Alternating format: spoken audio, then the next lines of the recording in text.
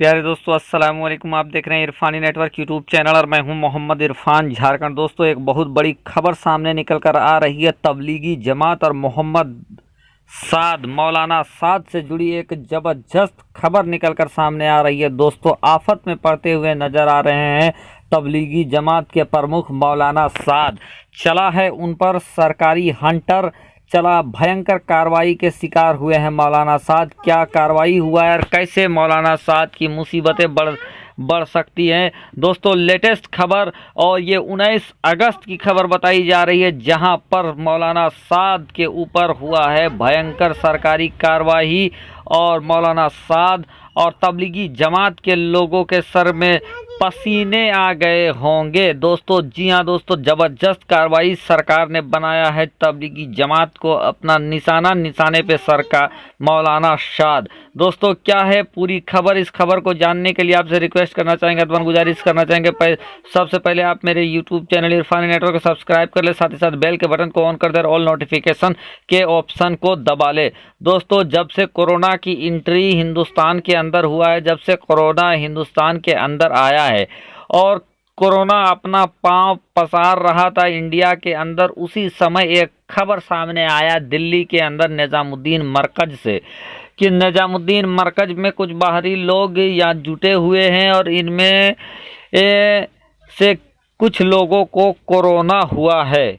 और उस खबर के बाद देश का माहौल ऐसा हुआ, मुसलमानों के साथ ऐसा भेदभाव उत्पन्न हो गया कि हर मुसलमान को कोरोना के लिए जिम्मेवार समझा जाने लगा। हर मुसलमान को कोरोना का कैरियर माना जाने लगा। मुसलमानों के साथ छुआछूत जैसी भेदभाव वाली दृष्टि भी अपनाया जाने लगा देश के अंदर। यहाँ तक कि मुसलमान सब्जी वाले, ठेला वाले, रेवड़ी वाले, गाड़ी वाले तक को लोग हकारत की नज़र से देखने लगे, मुसलमानों से सामान खरीदने नहीं लगे, मुसलमानों से दूरी बनाने लगे। और इन तमाम चीज़ों को, इन तमाम झूठे चीज़ों को फैलाने का अगर काम किया तो वो गोदी मीडिया, भ्रष्ट मीडिया ने इसका काम किया और इस चीज़ का प्रचार किया। दोस्तों, हम बात कर रहे हैं मौलाना साद के ऊपर। तो दोस्तों, उस समय मौलाना साद के ऊपर वारंट भी जारी हो गया था और मौलाना साद से बहुत सारे सवाल पूछे गए थे, जिस पर कानूनी बहस अभी भी जारी है। और मौलाना साद साहब किसी अज्ञात जगह पर मौजूद थे, लेकिन दोस्तों उसके बाद अब मामला ठंडा बस्ता इसलिए हुआ कि हिंदुस्तान में कुछ ऐसे कार्यक्रम हुए जो लोगों के निशाने में आए और लोगों ने उस पर भी निशाना साधना स्टार्ट कर दिया कि अगर मौलाना साद के जमात और तबलीगी मरकज से अगर कोरोना फैला लोगों को जमा होने से, तो फिर गुजरात का जो कार्यक्रम हुआ उस पर भी कोरोना क्यों नहीं फैला। और उसके बाद पूरे हिंदुस्तान के अंदर दोस्तों इतना तेज़ी के साथ कोरोना ने अपना पैर पसारा कि लोग जात पात की सभी बात को भूल गए।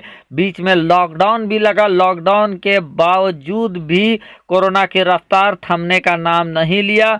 और कोरोना इस समय किस हालात में है आप सभी जानते हैं। लेकिन दोस्तों, कुछ लोगों की नज़र तब से, जब से दिल्ली निजामुद्दीन मरकज में कोरोना के पेशेंट मिले थे, उसके बाद वहाँ निजामुद्दीन मरकज को सील भी कर दिया गया, खाली भी करा दिया गया। लेकिन जो सरकार की पैनी नज़र थी, टेढ़ी नज़र थी, मौलाना साद के ऊपर पड़ गया। मौलाना साद के ठिकानों को खंगाला जाने लगा गिरफ्तारी के लिए, लेकिन उस समय मौलाना साद साहब हाथ में नहीं आए थे। लेकिन दोस्तों, उनकी तलाश के दौरान कुछ ऐसे चीज़ों का पता सरकार को चला, जिसके बाद सरकार के भी होश उड़ गए। जैसे मौलाना साद साहब का जब पुश्तैनी मकान है, उस मकान पर जब पुलिस पहुंची थी तो हैरत जदा रह गई थी मौलाना साद साहब के ठाठ और मौलाना साद साहब के लग्जरी ज़िंदगी और उनके रुतबे, उनके मकान, उनके तमाम तरीके के दौलत जायदाद को देखकर। और तब से ही एक कयास लगाया जा रहा था कि सरकार कुछ करेगी और बड़ा करेगी, और सरकार की टेढ़ी नज़र, पैनी नज़र मौलाना साद साहब पर पड़ गई थी। और दोस्तों, अब जो खबर निकल कर सामने आ रही है, ये बिल्कुल ताज़ा तरीन खबर है। ये 19 अगस्त को ये खबर निकल कर सामने आया है दोस्तों। दोस्तों जो जानकारी निकल कर सामने आ रही है, जो बड़ी भयंकर कार्रवाई सरकार ने किया है, उसके मद्देनजर ये बताया जा रहा है कि सरकार के ईडी के द्वारा तबलीगी जमात और मौलाना साद के 20 ठिकानों पर ताबड़तोड़ ईडी का छापा मारा किया गया है। जी हाँ दोस्तों, पूरे हिंदुस्तान के अंदर मौलाना साद साहब और उस तबलीगी जमात से जुड़े जो ऑफिस हैं, जो ठिकाने हैं, इन पर ईडी का एक साथ ज़बरदस्त घेराबंदी के साथ 20 ठिकानों में, देश भर में 20 ठिकानों पर छापेमारी किया गया है। छापेमारी में क्या कुछ बरामद हुआ है दोस्तों, इस चीज़ की खबर अभी उजागर नहीं किया गया है, नहीं बताया गया है कि जो 20 जगह पर जो ईडी का जो छापा मारा गया है, इस छापे में क्या कुछ बरामद हुआ है, इसकी जानकारी अभी सार्वजनिक नहीं किया गया है। लेकिन ये जानकारी खुलकर सामने आ गई है कि मौलाना साद साहब और तबलीगी जमात के 20 ठिकानों पर एक साथ ईडी ने मारा है छापेमारी। यहाँ तक कि उनके पुश्तैनी घर में उनके परिवार वालों के साथ उनके तमाम कागजात को खंगाला गया है। लेकिन अभी क्या कुछ प्राप्त हुआ है ईडी को, इसकी जानकारी सार्वजनिक नहीं हो पाया है। लेकिन दोस्तों इतना जरूर है कि धीरे धीरे मौलाना साद साहब पर सरकार का शिकंजा कसता जा रहा है और सरकार ने मौलाना साद और तबलीगी जमात को अपने मोर्चे पे ले लिया है। दोस्तों बहुत सारे लोगों का ये कहना है कि ये जो कार्रवाई किया जा रहा है, ये एक तरफा कार्रवाई है, ये धर्म विशेष के लोग को टारगेट किया जा रहा है। तो कुछ लोगों का कहना है कि जो संपत्ति निकला है और उस संपत्ति और मनी लॉन्ड्रिंग के तहत ये कार्रवाई किया जा रहा है और ये कार्रवाई न्याय संगत है। दोस्तों इस तमाम खबर के ऊपर, पूरी खबर के ऊपर आपकी प्रतिक्रिया क्या है? क्या सरकार के द्वारा जो कार्रवाई की जा रही है वो वाजिब कार्रवाई है? क्या सरकार के द्वारा किसी भेदभाव पूर्ण कार्रवाई की जा रही है? आप इसको क्या मानते हैं? आप अपनी प्रतिक्रिया हमें जरूर दें। लेकिन दोस्तों बड़ी खबर यही है कि मौलाना साद के ऊपर, तबलीगी जमात के ऊपर सरकार ने कर लिया है अपने नज़र को टेढ़ा और लगातार 20 जगहों पर एक साथ ताबड़तोड़ ईडी की छापेमारी की गई है। दोस्तों दूसरी बात अगर हम कहें तो जिस वक्त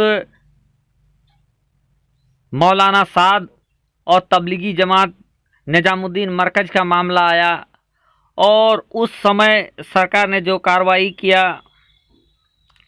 लेकिन दोस्तों उस समय से अब तक अगर हम देखें तो कुछ ऐसे जगह निकले हैं जहां पर तबलीगी जमात में जितने पॉजिटिव केस निकले थे उससे भी ज़्यादा पॉजिटिव के मामले आ गए हैं। जैसे कि आप बालाजी मंदिर का मामला ले लें, आप पंजाब के गुरुद्वारे का मामला ले लें, अगर उनमें पॉजिटिव केसों की तादाद आप देखेंगे तो निजामुद्दीन मरकज़ से भी ज़्यादा वहां पर मामले सामने आए हैं। लेकिन जिस तरह की कार्रवाई तबलीगी जमात के ऊपर किया गया, जिस तरह का धरपकड़ हर जगह से मुसलमानों के साथ हुआ, उन जगहों पर चाहे तो उन खबरों को मीडिया ने उतने तरजीह के साथ दिखाया नहीं, या सरकार ने जो कार्रवाई तबलीगी जमात के ऊपर जिस तरीके से किया वहाँ पर उस तरीके से कार्रवाई होता हुआ नज़र नहीं आया। उम्मीद यही करेंगे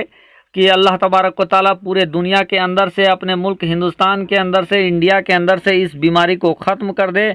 जो गलत रहेगा गलत का नतीजा भुगतना पड़ेगा, चाहे वो कोई भी हो, चाहे मौलाना हो, सरकार हो या कोई और आम इंसान हो। गलत का नतीजा हमेशा गलत होता है और गलत करने वाले के साथ भी गलत होता है, चाहे उसके साथ इंसाफ होने में देरी क्यों ना हो जाए। लेकिन गलत करके कोई बच नहीं सकता है, आज नहीं तो कल उसको उसका खामियाजा भुगतना पड़ेगा।